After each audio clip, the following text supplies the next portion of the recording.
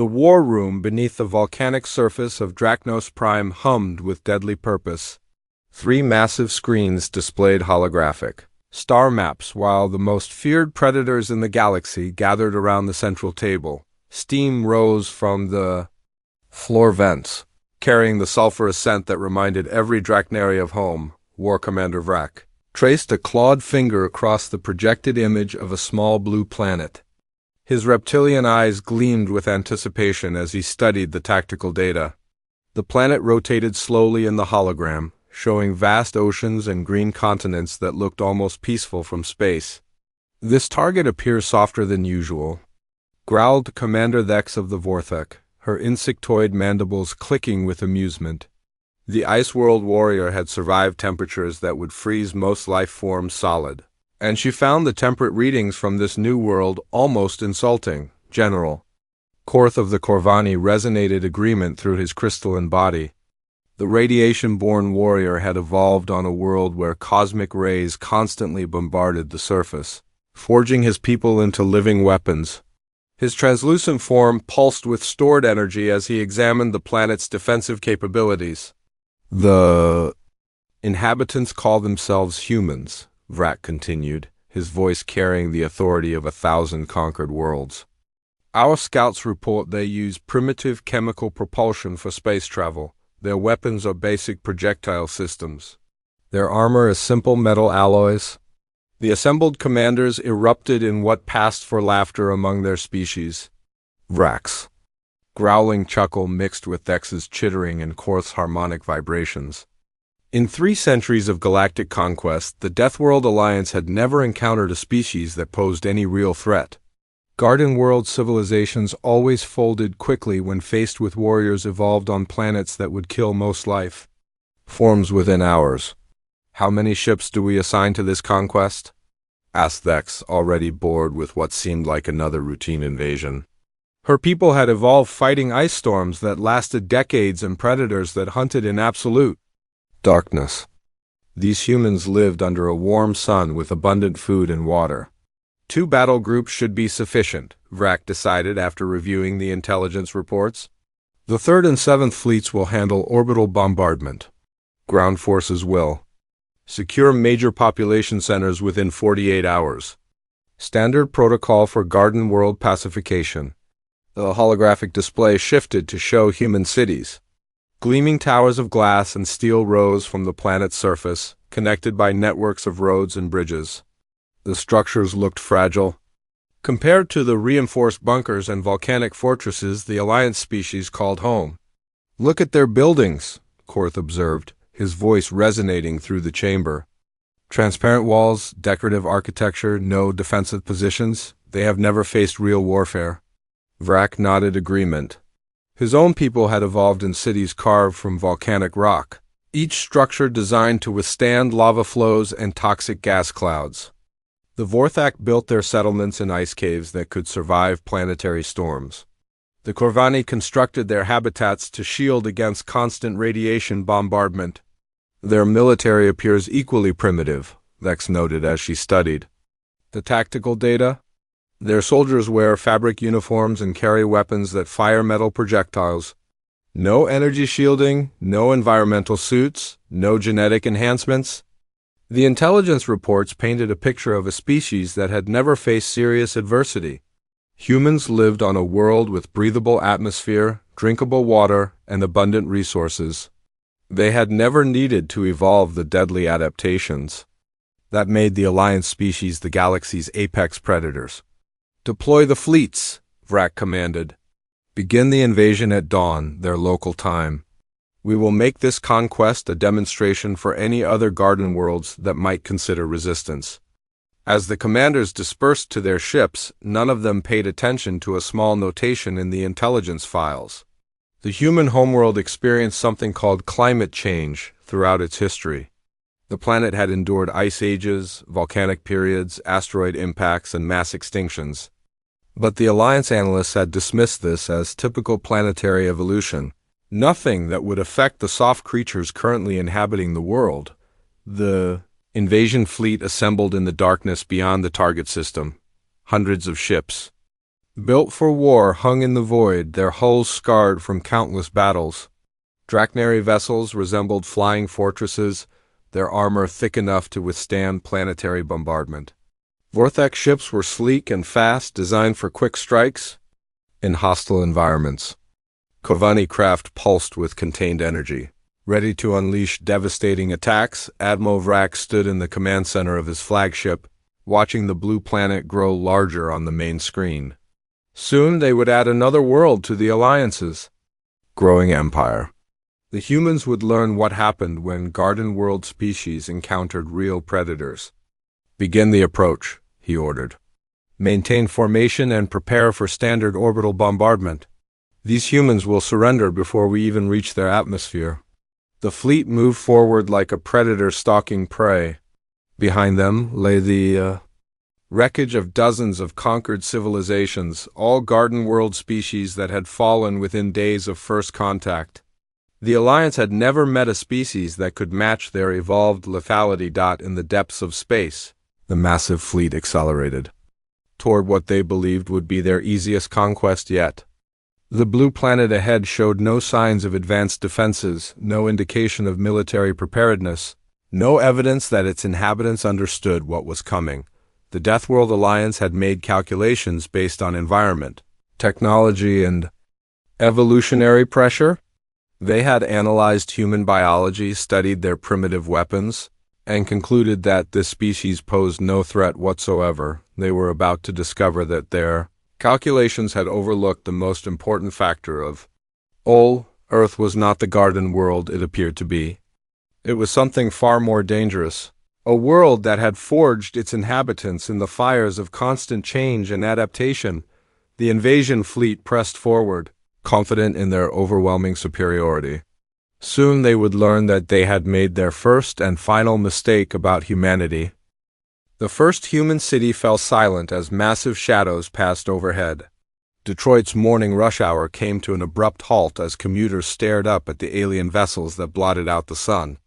The ships looked like nothing from Earth's imagination, their hulls gleaming with weapons that promised destruction. Dr. Emma Walsh pressed her face against the laboratory window, watching the impossible sight unfold above the university campus. The xenobiology professor had spent her career studying theoretical alien life forms, never expecting to encounter the real thing. The ships moved with predatory grace, their alien designs both beautiful and terrifying. "This is not a drill," crackled the emergency broadcast system.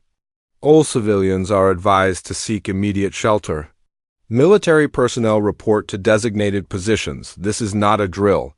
The first energy beam struck the city's main power grid, sending cascades of sparks across the downtown district. Streetlights flickered and died as the alien attack began in earnest. But instead of panic, something unexpected happened in the darkened streets below. Detective Roy Martinez watched from his patrol car as people began moving with purpose rather than fear. Citizens helped each other reach safety while emergency responders coordinated evacuation efforts. The aliens had cut the power, but backup generators hummed to life across the city. They had disrupted communications, but ham radio operators immediately began relaying information. "These humans adapt quickly," observed Commander Thex from her command ship. The Vorthic warrior had expected the population to scatter in terror, making capture simple. Instead, she watched organized resistance begin forming within hours of the attack. The second wave of alien fighters screamed through the atmosphere, their energy weapons carving burning paths through the air. But human forces were already responding. Air National Guard jets rose to meet them, their pilots having studied the enemy's flight patterns during the initial assault. Lieutenant Amy Foster gripped her fighter's controls as she engaged the first alien craft. The enemy ship moved faster than anything she had ever faced, but its pilot seemed confused by her unpredictable maneuvers. She rolled left when tactical doctrine said to roll right, dove when she should have climbed, and managed to get a missile lock on the bewildered alien. "Target destroyed," she reported over the radio. "These things fly by the book, but they don't know what to do when you throw the book away." On the ground, the alien occupation forces found themselves facing something they had never encountered in centuries of conquest. The humans did not simply surrender when faced with superior technology. Instead, they began studying their enemies with scientific precision. Professor Dan Kumar crouched behind an overturned car, watching Draknari soldiers patrol the university district. The physics professor was taking notes on their equipment, their movement patterns, their apparent weaknesses. When one of the reptilian warriors stumbled slightly in the morning cold, Kumar noted that they seemed affected by temperature changes. "They are not invincible," he whispered to the small group of survivors hiding with him. "They have evolved for specific conditions. We just need to figure out what those conditions are." The aliens had expected terror and submission. Instead, they found themselves facing a species that turned every setback into a learning opportunity. When human weapons proved ineffective against alien armor, engineers immediately began reverse engineering captured equipment. When communication systems failed, technicians found new ways to coordinate resistance efforts. Sarah Chun had been a computer programmer before the invasion began. Now she sat in the basement of a destroyed office building, her laptop connected to a salvaged alien communication device. The young woman had no formal training in xenotechnology, but she approached the problem like debugging code. "Their encryption is based on mathematical sequences," she explained to the group of technicians. "Working with her, complex but not impossible to crack. They probably never encountered a species that could analyze their systems this quickly." The Alliance forces had prepared for conventional warfare against a primitive species. They had not prepared for guerrilla tactics that adapted and evolved with each encounter. Human resistance fighters learned to avoid direct confrontation, instead focusing on disrupting supply lines and gathering intelligence. Tommy Rodriguez had been a delivery driver before the invasion. Now he led a network of scouts who moved through the city's underground tunnels, mapping alien positions and identifying weaknesses. The former pizza delivery expert knew every shortcut and hidden passage in the urban landscape. "They set up their command post in the old financial district," he reported to the growing resistance network. "Heavy defenses, but they are not watching. The storm drains. We can get close enough to plant listening devices." The alien commanders began to realize they were facing something unprecedented. Garden world species were supposed to be soft, easily broken, lacking the survival instincts that made the Alliance races so deadly. But these humans seemed to grow stronger under pressure, more creative when cornered, more unified when threatened. "Status report," demanded Admiral Vrak from his command ship orbiting the planet. "Resistance is heavier than expected," reported Commander Thex. "The humans are not behaving according to Garden World psychological profiles. They show no signs of breaking." Under pressure, General Korth added his own concerns. "Their adaptation rate is unprecedented. They are learning to counter our tactics faster than we can implement them. Several of our forward positions have been compromised by infiltrators." The truth was becoming clear to the Alliance forces. They had conquered species that were perfectly adapted to their own environments, but helpless when removed from those conditions. The humans were different. They seemed capable of adapting to any situation, any environment, any challenge. Dr. Walsh emerged from the university's underground research facility, carrying a device cobbled together from human electronics and alien technology. The xenobiology professor had spent sleepless days analyzing samples recovered from the battlefield, looking for biological weaknesses in their enemies. "The Draknari have a very narrow temperature tolerance," she announced to the resistance leadership. "The Vorthek are vulnerable to certain sound frequencies. The Korvani can be disrupted by specific electromagnetic pulses. They are specialists evolved for their particular homeworlds." The revelation spread through the resistance network like wildfire. The aliens were not invincible. They were simply highly specialized predators who had never encountered a species capable of rapid adaptation. As the second week of occupation began, the Alliance forces found themselves fighting a war they had never experienced before.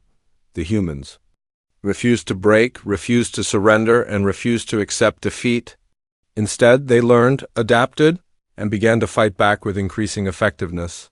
The garden world species were proving to be anything but soft. 3 months after the invasion began, the scoreboard looked nothing like the Alliance commanders had expected. What should have been a completed conquest had turned into a grinding occupation war against an enemy that seemed to grow stronger. With each passing day, Dr. Robert Kim stood in the hidden laboratory beneath the ruins of Chicago, examining the latest breakthrough in human weapons technology. The former electronics engineer had been working around the clock with a team of scientists, military personnel, and civilians to develop countermeasures against their alien occupiers. "The hybrid plasma rifle is ready for field testing," he announced to the assembled resistance leaders. The weapon looked like a strange marriage between human engineering and alien technology. Cobbled together from salvaged parts and desperate ingenuity, General Patricia Hayes nodded approvingly. A career military officer had watched her conventional forces get overrun in the first weeks of invasion, but the unconventional war that followed had played to humanity's strengths. Her soldiers were learning to fight smarter rather than harder. "What about the psychological warfare division?" she asked. Dr. Lisa Thompson stepped forward with a tablet full of behavioral analysis data. The former animal psychologist had been studying captured alien prisoners, learning about their mental patterns and cultural weaknesses. Her findings were reshaping how humanity fought the war. "The Drachneri have a rigid command structure based on thermal dominance," she explained. "In cold environments, their decision-making becomes sluggish. The Vorthek are hive mind thinkers who struggle when isolated from their groups. The Corvani are energy-based life forms who become disoriented in certain magnetic fields." The resistance had evolved far beyond the scattered survivors who had hidden in basements during the first days of occupation. Now they operated like a distributed organism, each cell working independently, but sharing information through encrypted networks that the aliens still could not crack. Marcus Webb had been a high school chemistry teacher before the invasion. Now he ran a weapons manufacturing operation in the abandoned subway tunnels beneath New York. His students included everyone from retired engineers to teenage hackers, all united by the need to fight back against impossible odds.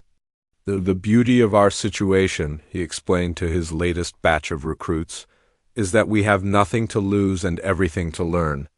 Every alien weapon we capture becomes a textbook. Every enemy we observe becomes a case study."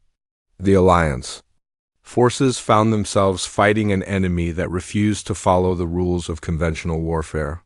Human resistance fighters struck from unexpected angles, used unconventional weapons, and disappeared into urban environments designed by their own species. Commander Thex stalked through the ruins of downtown Boston, her insectoid senses alert for any sign of human activity.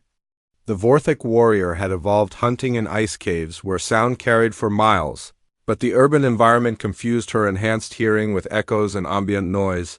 A plasma bolt sizzled past her head, fired from a building that should have been empty. Before she could respond, the hidden sniper had vanished into the maze of destroyed structures. The humans were using their own destroyed cities as weapons against the occupying forces. "They know this terrain better than we do," she reported to Admiral Vrack. "Every building, every tunnel, every hiding place.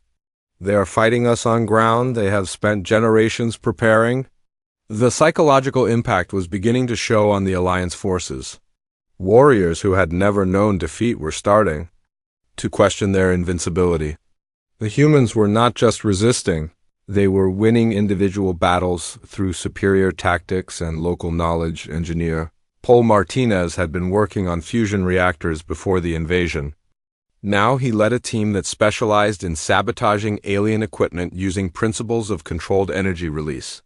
His latest project involved turning captured alien power cells into improvised explosives. "They build everything to withstand their homeworld conditions," he explained to his demolition team. "But Earth conditions are different. We can exploit those differences." The Resistance had learned to fight each alien species using their own evolutionary weaknesses. Against the Drekneri, they used thermal shock weapons that rapidly changed temperature. Against the Vorthak, they employed sonic disruptors that broke their group coordination. Against the Korvani, they used electromagnetic pulse devices that disrupted their energy-based biology. But the most effective weapon humanity had developed was something the aliens had never encountered before. They called it adaptive intelligence. The ability to learn from every encounter and apply that knowledge to future battles. Dr. Amanda Foster had been a microbiologist before the war. Now she worked on biological countermeasures designed to target alien physiology. Her laboratory was a converted hospital basement where she studied everything from alien blood samples to atmospheric requirements. Each species has evolved for very specific conditions, she reported to the resistance leadership. The Drekneri need high sulfur content in their atmosphere. The Vorthek require specific humidity levels. The Korvani must maintain certain energy frequencies. We can use these requirements against them. The war was becoming a battle of adaptation versus specialization. The Alliance species were perfectly designed for their homeworlds but struggled to adapt to Earth's variable conditions. Humans were generalists who could adjust to any environment, any challenge, any situation. Captain Ellen Davis led a squad of former civilians who had become some of the most effective guerrilla fighters in the resistance. Her team included a librarian who specialized in information warfare, a chef who developed field rations from scavenged materials, and a kindergarten teacher who turned out to be a tactical genius. We are not trying to match their strength, she explained to new recruits. We are exploiting their weaknesses. Every specialist has blind spots. Every perfectly adapted creature has vulnerabilities. We find those vulnerabilities and use them. The Alliance commanders were beginning to understand they had made a fundamental error in their assessment of humanity. The species they had dismissed as weak garden dwellers were proving to be the most adaptable enemy they had ever faced. Request immediate reinforcements, Admiral Vrak transmitted to Alliance High Command. The humans are not responding to standard pacification protocols. They appear to be winning. The response from Alliance headquarters was swift and confused. No Garden World species had ever required reinforcements. No primitive civilization had ever presented a serious threat to Alliance forces.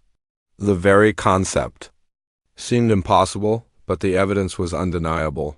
The humans were not just surviving the occupation, they were actively defeating it. Every day brought new reports of successful resistance operations, captured alien equipment, and intelligence breakthroughs that made the next attack more effective. The Alliance had spent centuries conquering species that were perfectly adapted to single environments. They had never encountered a species that was perfectly adapted to adaptation itself. The humans were revealing themselves to be something the Alliance had never imagined possible. They were universal predators, capable of hunting any prey in any environment under any conditions. The Alliance was learning too late that they had invaded the homeworld of the galaxy's most dangerous species. The dawn sky over Geneva blazed with weapons fire as humanity launched its most ambitious counterattack since the invasion began.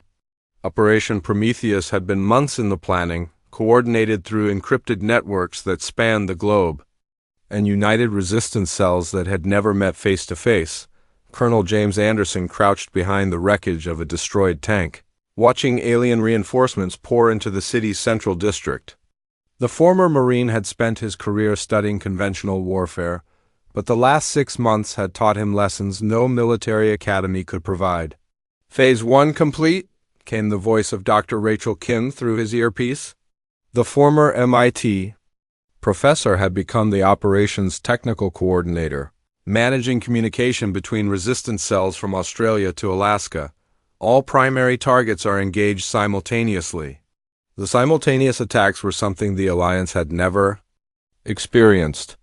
Human forces were striking command centers on 6 continents at exactly the same moment, coordinated by a communication network that had been secretly developed using captured alien technology. Engineer Mike Thompson had been working in his garage, Lab for months, reverse engineering alien communication systems with the help of his neighbor, a retired NASA technician.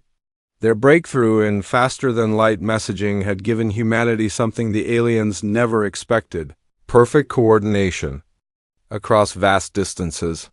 At Beijing, resistance reports successful infiltration, came another voice through the network. Moscow cell has neutralized primary communication hub. London team is advancing on target zone. The Alliance forces found themselves fighting a war they had never trained for. Every textbook on Garden World conquest assumed the enemy would be disorganized, primitive, and easily scattered. Instead, they faced a coordinated global resistance that seemed to anticipate their every move. War leader Kane of the Corvani stood in the ruins of his command center, watching his tactical displays show human forces closing in from multiple directions. The crystalline warrior had evolved on a world where radiation storms provided constant energy, but Earth's electromagnetic environment was disrupting his natural abilities. How are they coordinating these attacks? He demanded from his subordinates. Their communication technology was primitive. They should not be capable of this level of organization. The answer came from a human prisoner who had been captured during the initial assault. Dr. Frank Miller had been a philosophy professor before the invasion, but months of fighting had taught him about the practical applications of human nature. "You studied our technology," he said from his cell. "You analyzed our weapons, our military doctrine, our governmental structures. But you never studied us. You never understood what makes humans different from every other species you have conquered." The Alliance had made their calculations based on environment and evolution. They had assumed that species from harsh worlds would always defeat species from temperate worlds. They had never considered that adaptation itself might be the ultimate evolutionary advantage. Lieutenant Amy Foster climbed out of her modified craft, her face grim with determination. The human pilot had been shot. Down twice during the occupation, but each time she had returned to the fight with better tactics and improved equipment. "The hybrid engines are working perfectly," she reported to the Resistance technical team. "Human engineering plus alien technology equals something neither species could have created alone." The Resistance had learned to combine human creativity with alien capabilities, producing weapons and equipment that surprised even their creators. Plasma weapons powered by human fusion reactors. Energy shields based on alien technology but adapted for human physiology. Communication systems that merged human networking concepts with alien faster-than-light transmission. But the most effective weapon humanity had developed was something far more subtle than any piece of technology. They had learned to fight like humans rather than trying to match alien strengths. Every battle became a lesson in adaptive tactics that could be applied to the next encounter. Dr. Lisa Park had been a veterinarian before the invasion. Now she led a team that specialized in biological warfare specifically designed to target alien physiology. Her latest creation was a chemical compound that disrupted Drachnary thermal regulation. "Deploy the atmospheric processors," she ordered her team. "The Drachnary can handle high temperatures, but they cannot adapt to rapid thermal changes. We're going to make Geneva too cold for them to think clearly." The Battle of Geneva became a demonstration of everything humanity had learned about their enemies. Against the Drachnary, they used thermal shock weapons and cold weather tactics. Against the Vorthak, they employed sonic disruptors and isolation techniques. Against the Corvani, they used electromagnetic pulse devices and energy dampening fields, but most importantly, they fought as humans. They used creativity where aliens used brute force. They adapted where aliens relied on specialization. They cooperated where aliens maintained rigid hierarchies. Captain Roy Martinez had been a police detective before the invasion. Now he led an urban warfare unit that specialized in turning human cities into weapons against the occupying forces. His team knew every building, every tunnel, every hiding place in the urban environment. "They are strongest in open battle," he explained to his fighters. "But in close quarters, in confined spaces, in environments they do not understand, they are vulnerable. We make them fight our kind of war." The Alliance forces were discovering that their greatest strength was also their greatest weakness. They had evolved to be perfect predators in their own environments, but they struggled to adapt when those environments changed. General Patricia Hayes watched the tactical displays from her mobile command center, coordinating human forces across the globe. The career military officer had learned to fight a war unlike any in human history, against enemies that required tactics no human had ever imagined. All units report successful primary objectives, she announced to the Global Resistance Network. The aliens are retreating from major population centers. We are winning. The words seemed impossible even as she spoke them. 6 months ago, humanity had been on the verge of extinction. Now they were forcing the galaxy's most feared predators to retreat from their own homeworld. The victory at Geneva was more than a military success. It was proof that humanity had evolved beyond the limitations their enemies had assumed. The Garden World species were revealing themselves to be something the Alliance had never encountered in centuries of conquest. Admiral Vrack received the reports from Geneva with growing disbelief. The humans were not just resisting, they were winning. The species that should have been easily conquered was systematically dismantling Alliance forces across their homeworld. Prepare for general withdrawal, he finally ordered. We are not equipped to fight this kind of war. The order sent shockwaves through the Alliance fleet. No Garden World species had ever forced an Alliance withdrawal. No primitive civilization had ever defeated evolved predators from Deathworlds. The very concept seemed to violate everything they understood about galactic conquest, but the evidence was undeniable. The humans had adapted to overcome every advantage the Alliance possessed. They had turned their own supposed weaknesses into strengths, their limitations into opportunities, their desperation into determination. The Alliance was learning too late that they had not invaded a garden world. They had invaded the homeworld of the galaxy's ultimate survivors, a species that had evolved not for a single environment but for the ability to master any environment. The retreat from Geneva marked the beginning of the end for the Alliance. Occupation of Earth. The humans had proven they could not be conquered by conventional means. More importantly, they had proven they could learn to fight back against any enemy, no matter how powerful or advanced. The galaxy was about to discover that the most dangerous predator was not the one perfectly adapted to kill, but the one perfectly adapted to learn how to kill anything. The communication reached Earth on a frequency that had never been used for anything other than surrender demands. Admiral Vrack's flagship transmitted the message that would change galactic history forever, a request for ceasefire from the species that had never known defeat. President Elena Morrison sat in the underground bunker that had served as humanity's government center since the invasion began. The former Secretary of Defense had assumed leadership when the previous administration was killed in the first alien strike, and she had guided humanity through its darkest hour. They want to negotiate, she announced to the assembled leaders of the global resistance. The Deathworld Alliance is requesting a formal ceasefire and recognition of human sovereignty. The words hung in the air like an impossible dream. 6 months ago, humanity had been facing extinction.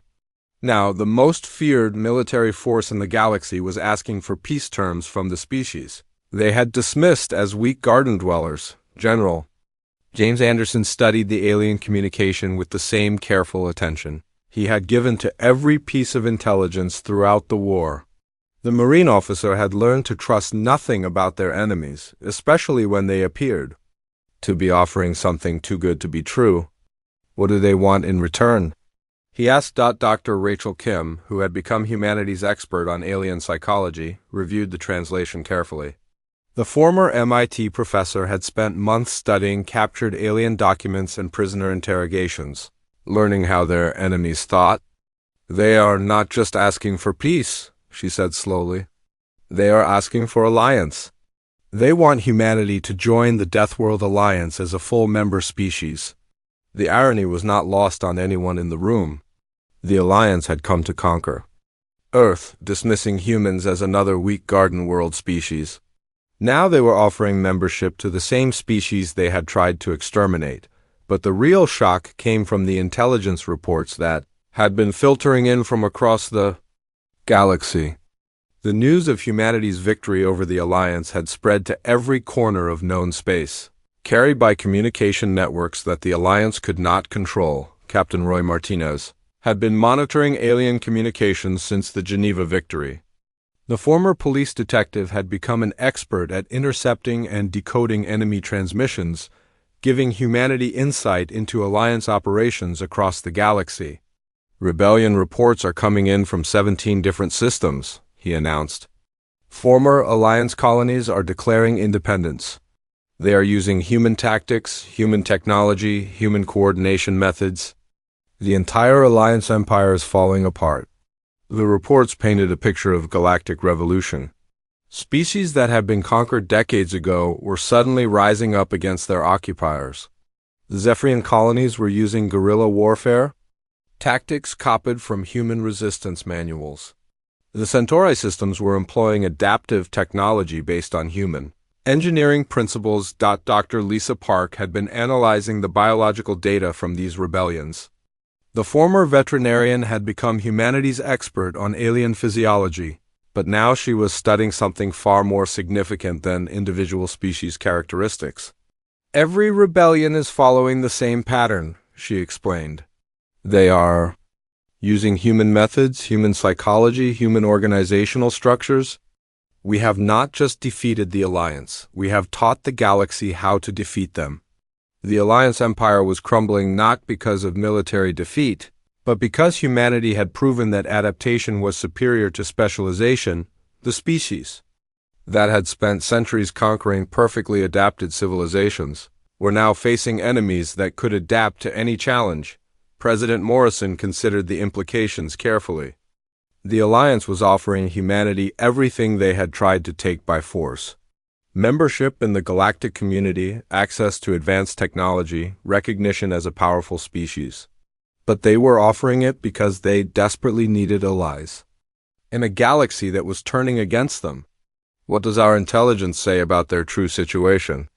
She asked. Engineer Mike Thompson had been monitoring Alliance fleet movements since the ceasefire began.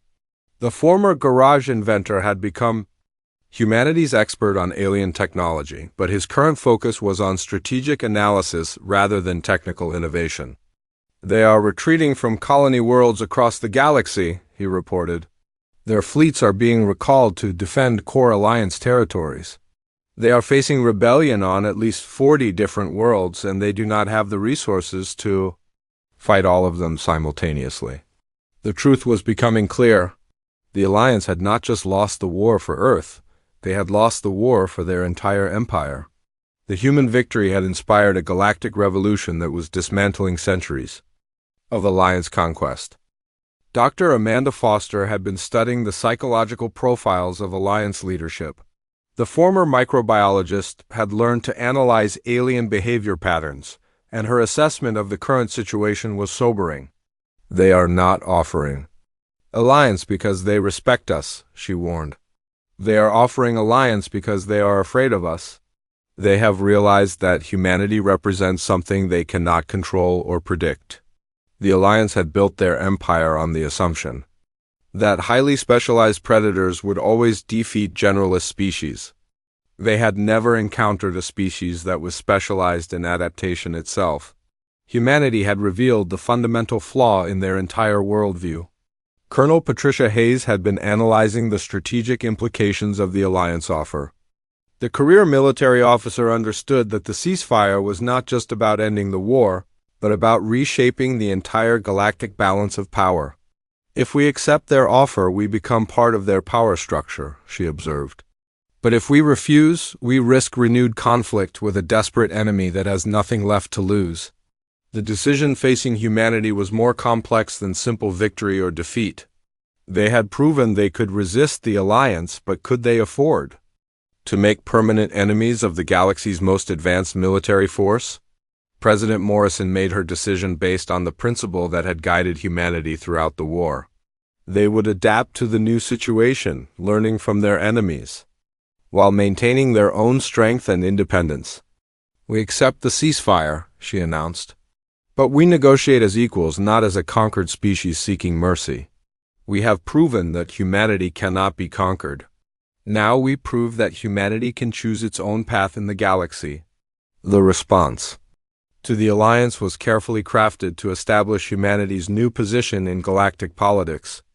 They would accept alliance membership, but with conditions that guaranteed human independence and rights for all species seeking liberation from alliance control. The final irony was that the alliance had created their own downfall by underestimating humanity. They had intended to conquer another garden world and instead had unleashed a force that would reshape the entire galaxy. Admiral Vrak recorded his final log entry about the human war with the weight of galactic history. The Draknari commander had spent his career conquering species that were perfectly adapted to their own worlds. He had never imagined he would face a species that was perfectly adapted to conquer any world. The humans were not weak because they came from a garden world, he dictated.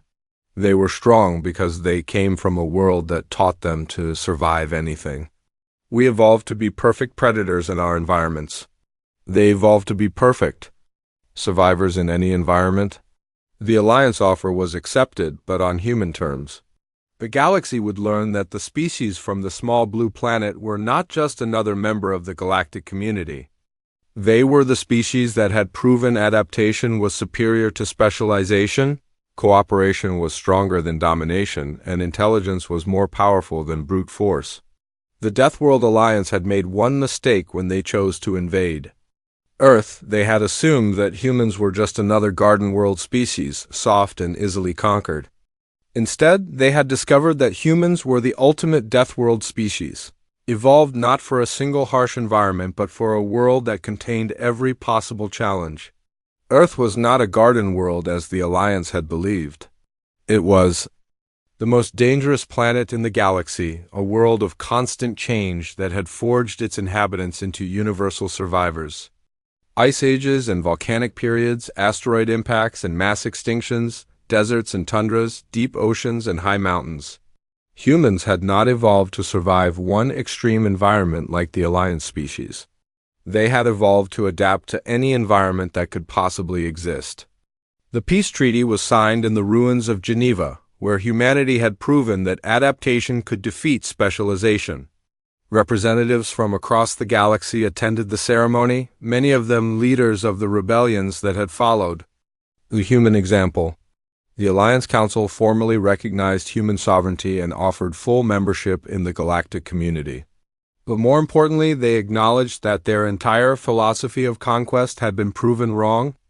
The age of Deathworld dominance was ending, replaced by a new era where cooperation and adaptation would determine galactic power. President Morrison stood before the assembled delegates and delivered the words that would define humanity's role. In the galaxy, we do not seek to replace the Alliance's empire with our own. We seek to build a community where every species can contribute their unique strengths without fear of conquest or domination. The human victory had proven that the most dangerous predator in the galaxy was not the one perfectly adapted to kill in a single environment. It was the one perfectly adapted to learn, to grow, to change, and to survive in any situation that could arise. The Alliance had learned too late that they had made their one fatal mistake. They had underestimated humanity, and that mistake had cost them everything they had spent centuries building. The galaxy would never be the same again. In the end, the species from the small blue planet had done more than survive an invasion by the galaxy's most feared predators. They had taught the entire galaxy that the future belonged not to the strongest or the most specialized, but to those who could adapt, learn, and grow in the face of any challenge. The Deathworld Alliance had made one mistake. They had assumed that humans were weak. Instead, they discovered that humans were the most dangerous species in the galaxy, not because they were perfect killers, but because they were perfect survivors. And in a universe full of challenges, survival was the ultimate strength.